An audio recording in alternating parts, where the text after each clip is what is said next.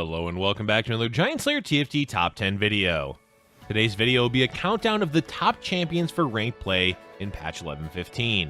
We're deep into the release patch of the mid-set with not only a hotfix under our belt, but also a B patch. The meta has continually evolved over the course of the last 2 weeks, and it looks like it will keep changing moving forward. We'll be taking a look into which champions are making the biggest splash in the meta, though keep in mind that may change as players continue to push the meta forward. With all that said, let's go ahead and get started.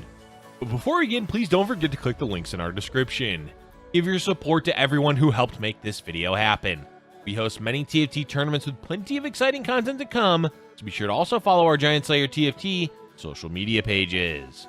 Alright, let's get back to the video. Starting off our top 10, we have Sejuani coming in at number 10.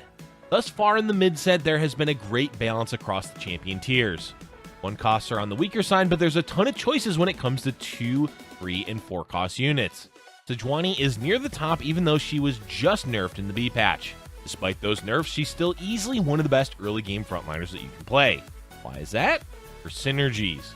Since they added Brawler to Sejuani, she now has 3 synergies, and being a low cost champion, that makes flexing her in a lot easier for earlier game boards.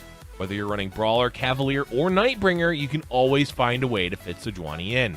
In addition to that, her ability stuns for a long time at level 2 and provides her a big boost in defensive stats. We will say that prior to the B patch, Hecarim was slightly overshadowing Sejuani. With Hecarim being nerfed much more than Sejuani, the easy choice between the 2 Cavaliers was Sejuani for the top 10.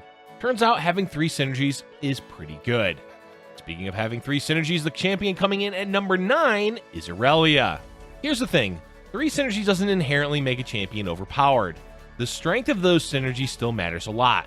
For example, look at Kayle when she had Verdant. No one cared about Verdant because it was a lackluster synergy, so having 3 synergies on Kayle really didn't matter. But Irelia has 3 really good synergies because they open up a lot of possibilities. Even though she was nerfed, Irelia is still one of the best 2-cost champions, particularly in the early game. Sentinel with Skirmisher is just so easy to get now with the addition of both Irelia and Olaf, and that combination of traits is one way to earn a win streak during Stage 2. Legionnaire matters a lot less than the other 2 synergies for Irelia, but it does pave the way for other champions like Yasuo or Draven. Let's also not forget to mention that her ability, even after being nerfed, is really good. It provides damage reduction that scales during combat. 90% was crazy high, but even with it being nerfed down to 80%, it's still really good and makes Irelia quite difficult to kill, at least for a 2-cost champion. Overall, Irelia has been a strong addition to the set. Moving on, we have Nunu coming in at number 8. Nunu is still holding down the fort as a top-tier brawler for the early stage of the game. We've talked about it in the past, but his ability is quite good during those early rounds and scales well enough later into the game. Few low-cost champions have enough health to not get chomped by Nunu, especially if Nunu has Brawler active or defensive item like Warmogs. Ability aside, Abomination is still doing well in the meta. Sure, it's not S tier like it was on the launch day of the mid-set, but it's sitting solidly in the mid to low A tier. Nunu is an essential part of that trait and composition as he holds down the front line, provides decent damage against other players' tanks, and is a great defensive item holder. The only issue with Nunu is that he is a 3-cost, meaning that you may not always find him early enough in your games. The later the game goes, the less value he brings, so the clock is his worst enemy. That said, he brings enough value to offset this downside, leaving him as a premier early game tank. Up next, we have Yasuo as the number 7 champion. True damage. We come back to this topic time and time again, but the value of true damage should never be understated. And a carry with the potential to do true damage is likely always going to be relevant in the meta, hence why Yasuo has continually shown up in our top 10 champions list for set 5. That said, there were still questions as to whether or not Yasuo would still remain playable after the mid-set was released. Losing Dragon Slayer was quite the blow to compositions utilizing Yasuo, as that trait naturally paired well with him. Not only for the increased ability power it brought, but also with Mordekaiser, meaning you easily got 2 Legionnaire without having to add unwanted units. Thankfully, players found a way to make Yasuo work, and his true damage helped keep him relevant, especially in a meta with hard-to-kill frontlines. Of course, with Hecarim taking a sizable nerf, we may see Yasuo shift lower in priority since his main job was killing the unkillable.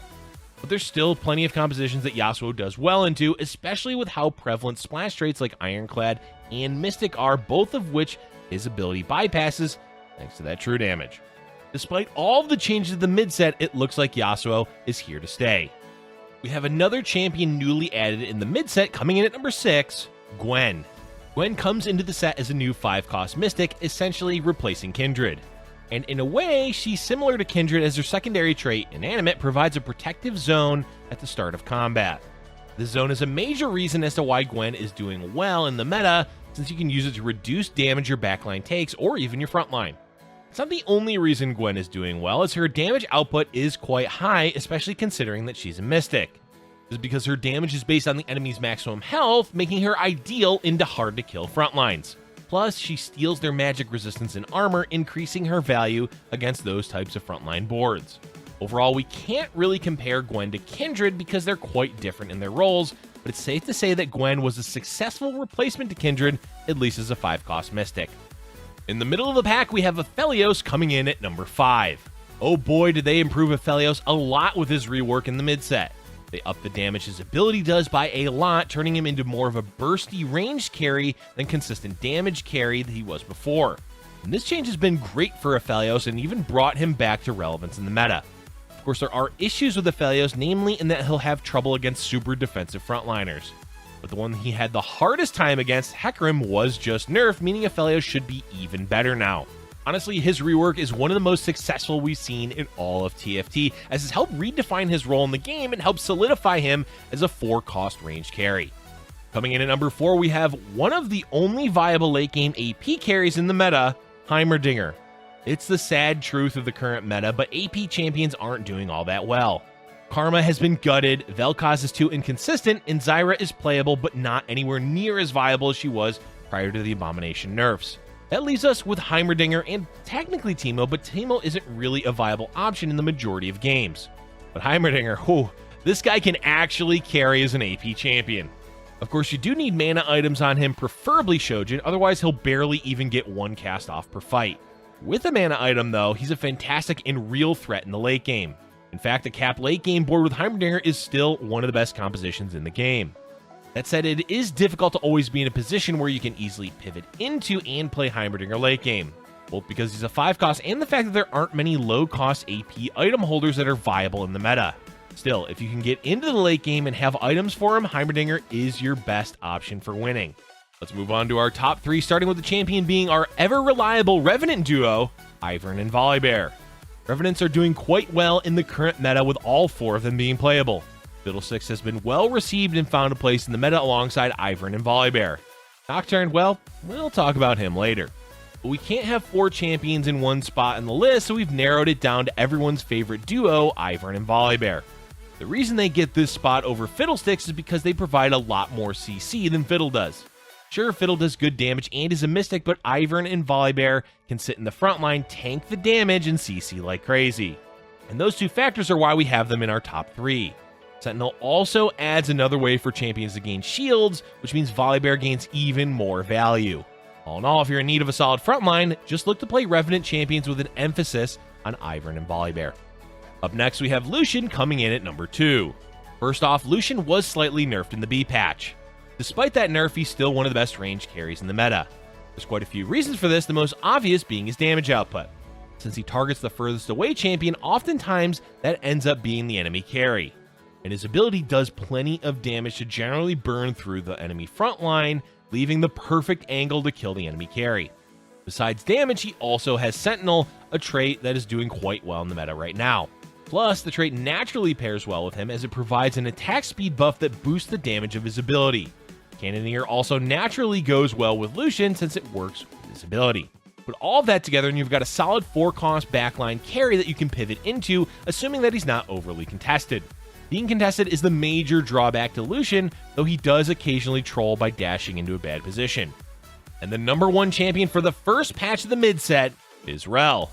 Wow, what a surprise. Rell is back as the number 1 champion.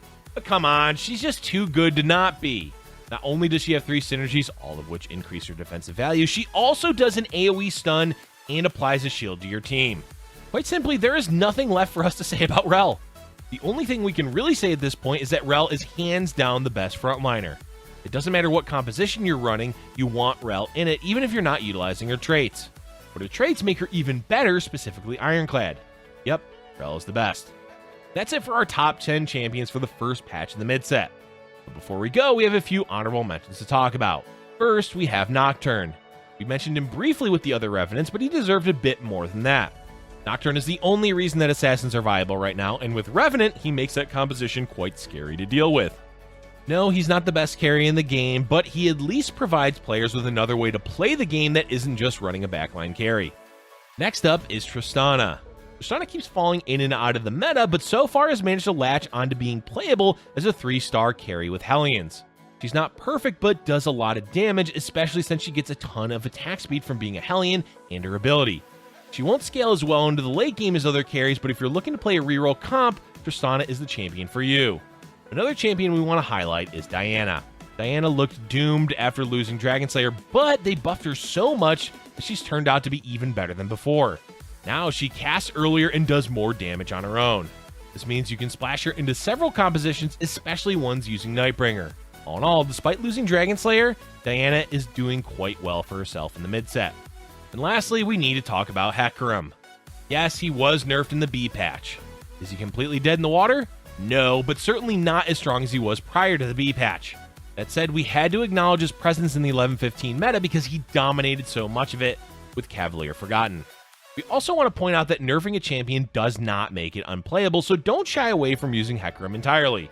It turns out the reroll composition isn't viable anymore, he's still a top tier frontliner during the early game and an important piece in Forgotten comps. Alright folks, that's all we have for you for today.